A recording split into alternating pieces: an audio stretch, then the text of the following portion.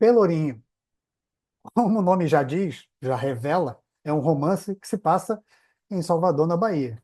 Só que tem um porém. Ele foi escrito por um autor aqui da Guiné, Tierno Monenembô. Na verdade, Pelourinho é a história de um homem que vem para o Brasil em busca dos primos dele, que são descendentes de um mesmo ancestral comum, o rei guerreiro chamado Ndindi Furacão, cuja história se tornou uma lenda aqui na África Ocidental. Mas o Pelourinho não é só isso, não. O Pelourinho é uma experiência narrativa bem diferente e até certo ponto desafiadora. Sabe por quê? Porque ela é contada através do ponto de vista de dois outros personagens. E cada um deles tem uma conexão própria com o protagonista da história. O Pelourinho foi lançado em 1995, depois de uma temporada do Tierno Monenembô aqui no Brasil e, obviamente, a temporada que ele passou em Salvador, né? E esse livro só foi lançado aqui em 2022, ou seja, com quase 30 anos de atraso pela editora Nós.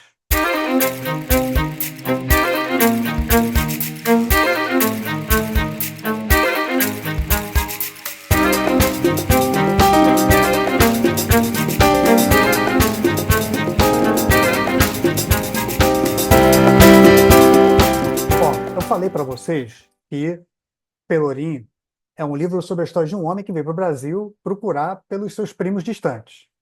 Bom, é mais ou menos isso, que na verdade é, ele não é o protagonista do livro. Na verdade, os protagonistas do livro, da história, são os narradores que o Tierno Monenembô criou para nos levar na viagem desse livro. Um deles é o Inocêncio e o outro é a Leda Pálpebras de Coruja, que são os protagonistas de verdade do livro, né? E a gente começa sendo atirado sem perdão num fluxo de memórias, já no primeiro capítulo logo, num fluxo de memórias do Inocêncio, né? Que apresenta para a gente um monte de personagens, um monte de lugares, um monte de situações que são próprias dele, numa rede, é a rede que conecta ele com Salvador. Só que esse fluxo de memórias parece mais uma pororoca. Tem gente que se assusta quando começa a ler o livro, né? Mas lembre-se de que nem todos os personagens vão voltar na narrativa e muitos deles estão porque o Inocêncio está apresentando todo mundo que ele conhece para a gente logo nesse primeiro capítulo, né? Mas é aí que, para mim, está toda a graça do livro. Cada narrador protagonista, ele tem essa teia de personagens que faz a história ir para frente, às vezes voltar para trás, como se ela fosse uma maré. Segura essa ideia da maré, que eu vou voltar a essa ideia de fluxo e refluxo já já, tá? Bom, cada narrador, cada narrador protagonista tem a sua relação com esse personagem que veio do continente africano, que veio da África Ocidental para procurar os primos dele, que são descendentes desse antepassado comum, desse ancestral comum, e cada um desses narradores, eles têm uma impressão desse sujeito a partir da sua própria perspectiva. E a partir da sua própria perspectiva, eles contam a história desse sujeito buscando os seus primos, buscando os seus descendentes comuns, né? O Inocêncio, por exemplo, que é quem começa a narrativa, é o que tem os pensamentos mais caóticos. É ele que tem a relação mais próxima com o escritor, escritore, na verdade, né? E que vai ajudar o escritore a encontrar os primos. Para o Inocêncio, o escritore vem para restabelecer uma espécie de conexão entre o Brasil e o continente africano, que foi rompida há muito tempo e que, para o Inocêncio, é até, de certa forma, apavorante, porque ela também fala, né, essa reconexão, ela fala muito profundamente do período da escravidão e fala também sobre o processo de periferização das populações negras na diáspora como um todo, mas no Brasil, muito especificamente, depois da abolição da escravidão. É essa busca pelos primos do escritor pelos descendentes do Didi Furacão, aqui no Brasil, que remete a esse laço rompido com o continente africano. E eu já vou falar um pouquinho do Didi Furacão, tá? Só espera um pouquinho.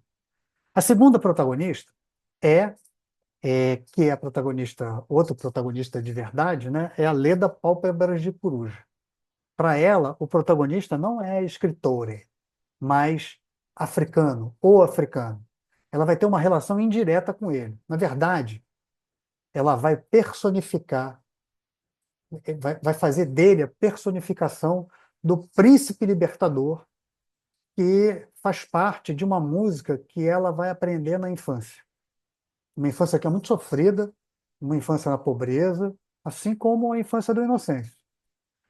Só a presença do africano pelas ruas de Salvador, os sons que ela ouve da presença dele e que remetem a todo o alvoroço que ele vai causar e todas as histórias que vêm junto com a presença dele em Salvador vão fazer a Leda Pálpebras de Coruja tecer uma viagem para o próprio passado dela. E tecer é um verbo muito importante aqui, e vocês vão descobrir por quê lendo o livro, tá? Mas essa é uma outra beleza do livro. Não a busca que o africano barra escritor está fazendo dos primos. Isso é desculpa para ele vir para cá, desculpa que o Tierno vai fazer para ele ir para Salvador, né? Mas na verdade, é o que a presença dele, o que que vai catalisar nos outros personagens, e principalmente nos dois narradores, a presença dele em Salvador. E nos outros coadjuvantes também. Vários outros, um monte de outros coadjuvantes das histórias, né? Tanto o passado do Inocêncio quanto o passado da Leda Pálpebras de Coruja explicam muito o que eles são no presente. Bom, mas aí não tem novidade nenhuma. Todo passado de personagem explica quem ele é no presente, né? Só que essas conexões todas com o passado vão acontecer de uma maneira muito forte por causa da presença do escritor barra africano. Porque essas conexões, elas, as conexões com o passado, as conexões com o continente africano, elas foram rompidas pelos 3 séculos e meio de escravidão e elas nunca foram restabelecidas. O africano barra escritore, ou escritore barra africano, ele está ali para lembrar para os protagonistas e também para os coadjuvantes que essa conexão existe, essa conexão é palpável, essa conexão ela é importantíssima para os dois lados do Atlântico. Logo ele vai lembrar todos os personagens disso. Ele que é de propósito, e o Thierno Monenembô fez isso com uma coragem impressionante, né? Esse personagem, que é o personagem que vem do continente africano, ele não tem nome. E esse é um detalhe crucial. A gente sequer sabe o nome verdadeiro do africano escritor. E vai ser logo ele quem vai lembrar a todo mundo, os protagonistas e os coadjuvantes, e essa conexão entre o Brasil e o continente africano existe e é latente. Logo ele que vem para o Brasil para buscar essa conexão. E é isso que faz esse livro do Thierno Monenembô ter um outro aspecto maravilhoso. Geralmente, a gente imagina ou a gente acompanha uma narrativa de reconexão entre as diásporas e o continente africano, né? Sim, a gente lê histórias de pessoas que saíram das Américas ou da Europa e foram buscar suas raízes lá no continente africano. Mas o Pelourinho faz o caminho inverso. Ele mostra um cidadão do continente africano vindo para o Brasil para buscar essa conexão. Olha que interessante, olha que inversão de expectativas, né? Porque isso remete ao espanto também que o próprio autor, o Thierno Monenembô, teve quando ele veio visitar o Brasil em 1992. Ele ia ficar aqui um mês, acabou ficando 6. Desses 6 meses que ele ficou por aqui, 4 ele passou em Salvador e na Bahia, nos arredores de Salvador, né? Mas um detalhe interessante aqui, não o leia Pelourinho achando que você vai encontrar Salvador, uma descrição pormenorizada de Salvador. Na verdade, a Salvador que aparece no livro é uma cidade inventada pelo Thierno Monenembô, com um monte de lugares inventados misturados com lugares que existem de verdade. A Salvador, aqui do Pelourinho, é uma cidade que, na verdade, é uma reconstrução de várias reminiscências que ele teve da temporada que ele passou aqui no Brasil. Desses 6 meses, já falei para vocês, né, 4 ele ficou em Salvador. Mas não foi só em Salvador. Ele ficou em Salvador ciceroneado por ninguém menos do que o Pierre Verger, para quem ele dedica o livro, para o Pierre Verger e para a gente da Bahia. Olha que curioso, e olha que interessante, olha que sensacional. Lembra que eu falei para vocês que o Tierno ele faz o Inocêncio e a Leda, Pálpebras de Coruja, tecerem a narrativa do livro em idas e vindas do passado, como se fosse uma maré, como se fossem fluxos e refluxos? Pois é, para mim é uma homenagem e uma referência ao próprio Pierre Verger e a esse livraço aqui, ó, livraço pelo tamanho e livraço pela pesquisa, chamado Fluxo e Refluxo do Tráfico de Escravos entre o Golfo do Benim e a Baía de Todos os Santos, do século XVII ao século XIX, que é um livro que é a tese do Pierre Verger, que foi lançado aqui pela Companhia das Letras, e que pode ser encontrado para quem tiver a coragem de ler, né? Livros que ficam em pé, mas é um livro maravilhoso, falando justamente sobre essas ligações umbilicais que o Nordeste brasileiro tem com a África Ocidental, especialmente Togo, Benim, Nigéria, Gana, né, para onde foram enviados boa parte dos escravizados que saíram dessa região aqui e que vieram para o Nordeste, para o Caribe e para o sul dos Estados Unidos. Entre os escravizados que vieram dessa região que o PRVG analisa aqui e vê essas ligações todas, está o Ndindi Furacão, que é o antepassado comum do escritor africano e dos primos dele que estão na Bahia, que ele veio para o Brasil para procurar. O Ndindi Furacão é o poderoso, valente rei dos Maí. E é uma homenagem do Thierno Monenembô para os povos que resistiram à escravização e se organizaram para lutar de volta contra os comerciantes brancos e contra os outros grupos étnicos que, convencidos pelos brancos, se aventuravam no interior do continente africano, capturando pessoas e levando para o litoral para serem vendidos como escravizados. Mas é uma homenagem, mesmo que na narrativa do Pelourinho, esse Ndidi Furacão, ele tenha se tornado um rei muito arrogante e dominador. E a ironia é que ele mesmo, o Ndindi Furacão, ele mesmo se entrega à escravização porque ele não consegue derrotar um baobá. É isso mesmo. Tá?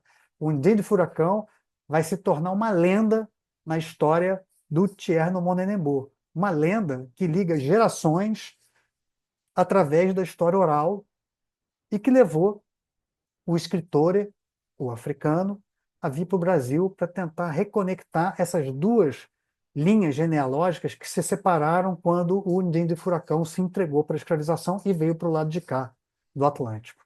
E pelas pesquisas do escritor africano, ele foi para a Bahia, né? Vocês estão vendo? É uma história com um monte de camadas, é uma experiência narrativa bem curiosa, um pouco diferente e até certo ponto desafiadora, né?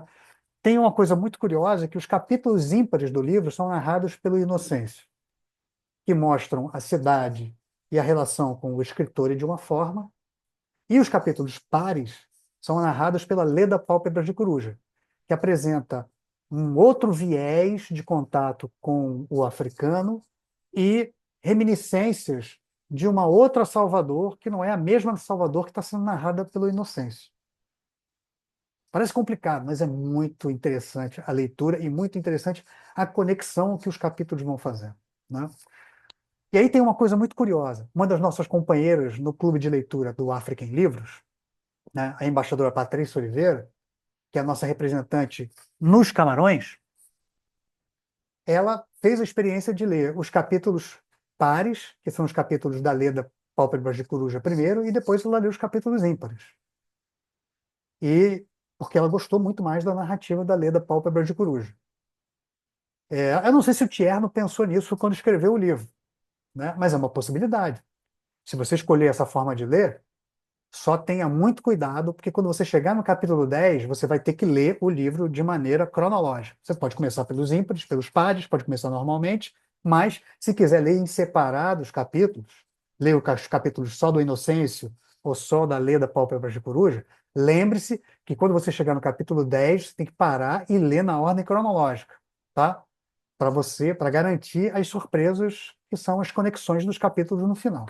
Certo? Então, dito tudo isso, boa leitura e não se esqueça de seguir os nossos perfis no Instagram que estão no texto aqui embaixo.